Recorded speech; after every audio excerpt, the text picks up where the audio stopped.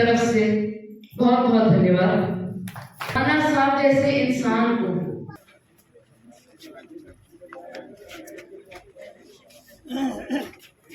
वीरेंद्र सिंह राणा साहब हमारे हैं। वीरेंद्र सिंह राणा साहब हमारे हैं। वीरेंद्र सिंह राणा साहब हमारे हैं। वीरेंद्र सिंह राणा साहब हमारे हैं। जब तक सूरज चांद रहेगा, जब तक सूरज चांद रहेगा, जब तक सूरज चांद रहेगा, वीरेंद्र सिंह राणा साहब हमारे हैं।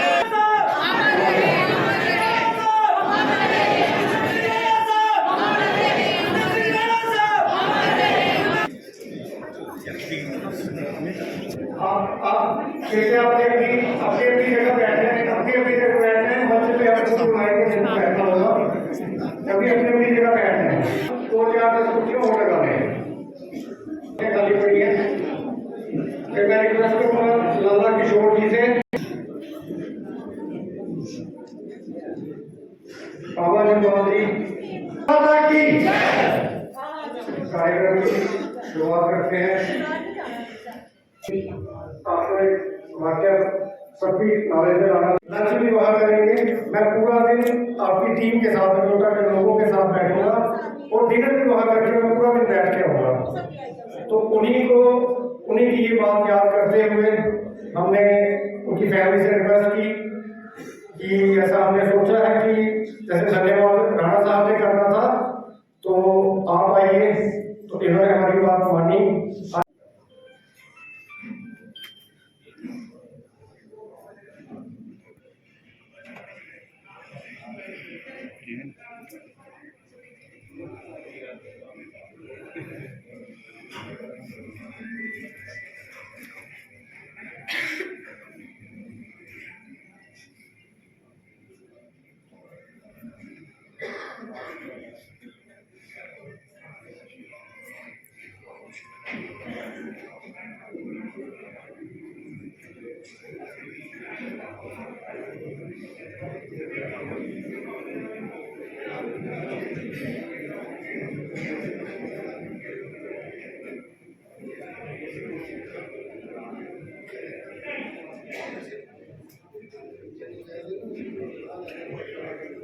हमेशा ऐसा ही सिलसिला चलता रहेगा।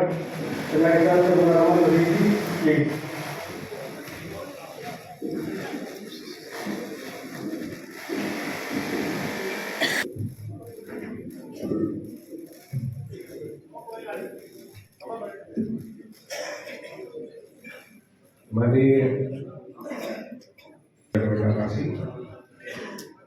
राणा जी के समस्त परिवार का मैं उनके द्वारा किए गए काम जो है वो हमारा मार्गदर्शन करते रहते हैं। राणा साहब के साथ तकरीबन 35 साल से जान पहचान थी और कभी भी ऐसा वक्त नहीं आया जब मुझे ये लगा हो कि मैं उनके परिवार का हिस्सा नहीं। आप ऐसे सभी जितने इस सभा में बैठे हुए हैं, अपने दिल पे हाथ रखकर आप ये बताइए कभी भी आप राणा साहब को मिलने गए हो और आपको इस बात का एहसास हुआ हो कि राणा साहब ने मुझे अपने गले नहीं लगाया, या राणा साहब ने मुझे पूछा नहीं, या राणा साहब ने ये ना कहा हो कि आपने पानी चाय पिया ही नहीं।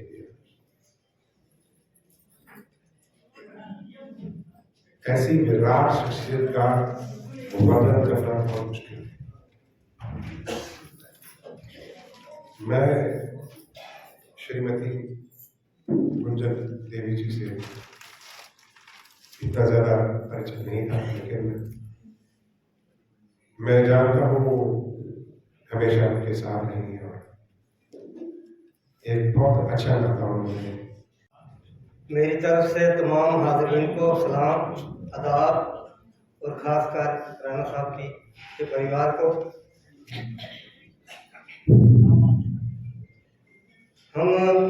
मुझे समझ नहीं आती कि मैं क्या बोलूं और कहां से बोलूं। वो हुमार चेहरा, वो मोटी मोटी आंखें, वो गोरा रंग, और वो चपटा माथा जो बैठे हुए होते थे स्टेज पे, तो हर आदमी को खींच के गले से लगाते थे। कभी हाथ मिलाने की कोशिश नहीं करते थे, कोई हाथ मिलाने में कोशिश भी करता उसको गले से मिलाते।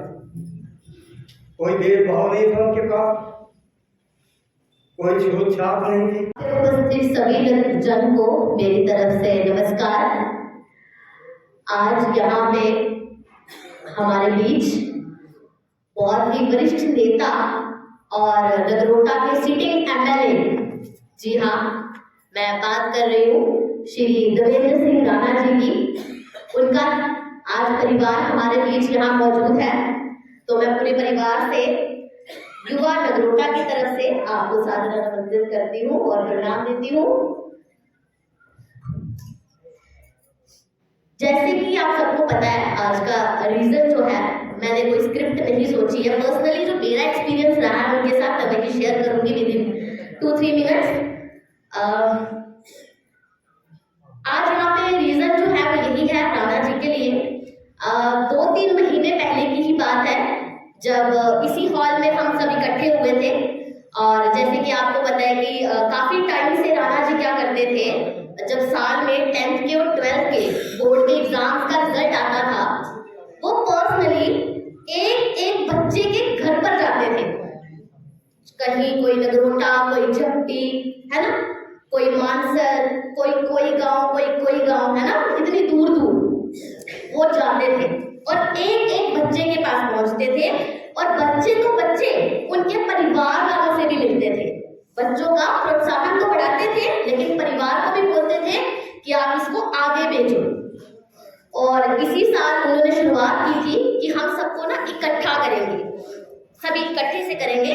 और इसी हॉल में 2-3 महीने पहले, 2.5 महीने आई गेस, यहाँ आए थे और सब इसी तरह से हॉल भरा था और स्टेज पे मैं ही थी। और एक बच्चे को उन्होंने जिस तरह से, राणा साहब के परिवार को हमारी तरफ से ज्ञान हो। पूर्ण बैठा चौक में, मांगे साहब की खैर, ना किसी से दुश्मनी ना किसी से बैर, हमें क्या लेना देना है। राणा साहब चले गए, हमने भी चले जाना है। दीवे दी लोई बाबू दुनिया का खेल, बुझी आना दिया ने मुकी आना तेल के पता कोदा नंबर चढ़ी आना। तो मैं पहले 2 माता के बड़े प्यारे भगत है, तो मैं 2 बोल सुनाता, और बाद एक कविता भी तैयार की गई है, वो भी सुनाता। माँ मेरी लाडलिए पाराना बल फेरा, शेरा बालड़िए मंदा लगदा तेरा, जोता बालड़िए चेतना पुलिया मेरा। माँ मेरी लाडलिए पाराना बल फेरा, वो चरना दे बिच गंगा जे बगदी, नौंदा ए जग सारा, शेरा बालड़िए ए मंदा लगदा तेरा, जोता बालड़िए ओ पाराना बल फेरा, शेरा बालड़िए ए चेतना पुलिया मेरा, शेरा बालड़िए। राणा साहब मेरे मंच पे बैठे हुए जनाब स्वर्गीय देवेंद्र सिंह राणा जी का परिवार को मेरी तरफ से दिल की गहराइयों से सलाम है। और यहाँ पे जो भी साथी बैठे हुए हैं तमाम को मेरी तरफ से सलाम है। जब भी किसी महफिल में जाते हैं, किसी प्रोग्राम में जाते हैं, वही लोग, वही चेहरे सब इकट्ठे होते हैं, लेकिन जो चेहरों पर रौनक हुआ करती थी, जो एक उम्मीद हुआ करती थी, वो आज नहीं दिखती। हर आदमी नगरोटा कॉन्स्टिट्यूंसी में जिसके पास भी जाओ, लगता ही नहीं है कि राणा साहब हमारे बीच में है, क्योंकि उनमें एक ऐसी शख्सियत थी, उन्होंने एक ऐसा गुलदस्ता तैयार किया था जिसमें हिंदू, मुसलमान, सिख, ईसाई सबको एक साथ जोड़ के रखा हुआ था। अगर रात को 12 बजे हमें कोई परेशानी आती थी तो हम फोन करते थे, कभी पीआरओ साहब, कभी कभार तो राणा साहब को खुद फोन उठाते थे। और जब भी गए उनके द्वार पे, राणा साहब के परिवार के सदस्य जी और नगरोटा कॉन्स्टिट्यूंसी के आए हुए राणा साहब का परिवार, बहनों भाइयों और साथियों, आज जो वक्त है वो बहुत नाजुक है, क्योंकि हमारे परिवार का हिस्सा जो राणा साहब जी थे, जैसे हमारे साथियों ने बताया, कभी भी हमारी कॉन्स्टिट्यूंसी के लोगों को उनके द्वार से धोखा नहीं मिला, आश्वासन दिया गया। करता स्वीकार वो उसको, जो कहता था करता स्वीकार वो उसको, जन जन को लोभ दिलाने का रखता था ध्यान। देवेंद्र सिंह राणा था जिनका नाम, जिसका था ना सत्ता का लोभ ना उसी का लालच। देवेंद्र सिंह राणा था जिनका नाम। सुनता था पीड़ा, सुनता था पीड़ा। एक नारा लगाऊंगा, सूरज चांद रहेगा, जोर से, जब तक सूरज चांद रहेगा, चांद रहेगा, जब तक सूरज चांद रहेगा, जब तक सूरज चांद रहेगा। सबको मेरा नमस्कार। उम्मीद करती हूँ आप सब ठीक होंगे। जैसे कि हम सब जानते हैं, आज हमारे यहाँ एकत्र होने का कारण हम सबके प्रिय नेता श्री देवेंद्र सिंह राणा जी हैं, जो कि अब हमारे बीच नहीं रहे। परंतु एक बात याद रख, और देवेंद्र सिंह राणा जी एक ऐसी शख्सियत थे जिन्हें बुलाया नहीं जा सकता, जो अमीर से लेकर गरीब तक, ऊंचे वर्ग से लेकर नीचे वर्ग तक किसी में भी भेदभाव नहीं करते थे। यहाँ पर सब नेताओं से विश्वास हट जाता, वहाँ उजाले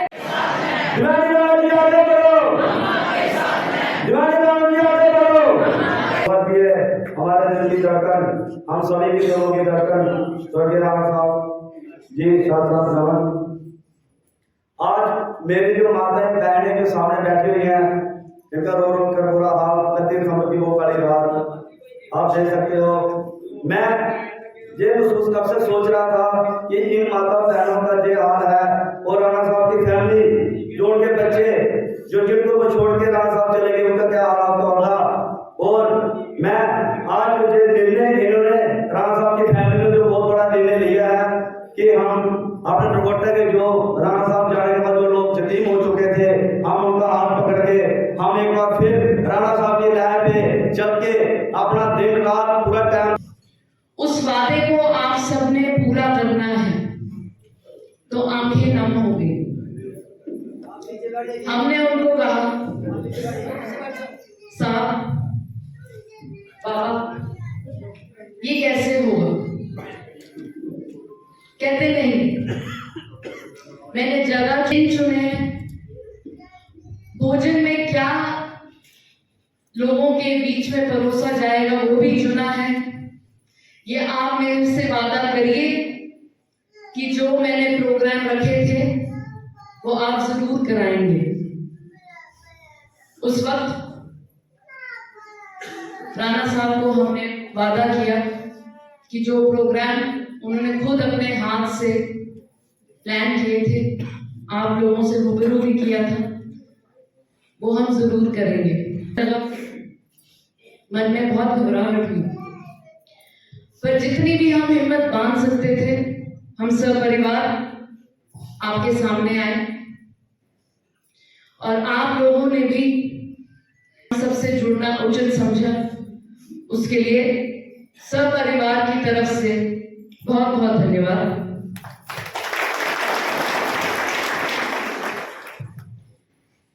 हर वासी उनके परिवार की तरह हैं, और जैसे जैसे हम आप सबसे रूबरू होते गए, हमें ये बात समझ आई कि हमारे जो बाबा आपके साथ 16 घंटे, कई 20 घंटे इलेक्शन के दौरान बिताते थे, वो एक ऐसे लोगों के बीच में थे जो सही में उनके परिवारजनों की तरह थे।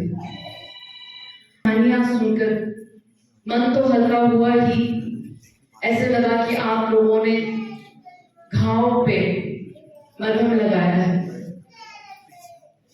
राणा साहब जैसे इंसान को जो इस दुनिया में शायद हमारे बीच अब है नहीं, आप सबसे बात करके ये जरूर लग रहा है कि वो ऊपर से हम सबको देख के बहुत खुश हो रहे होंगे।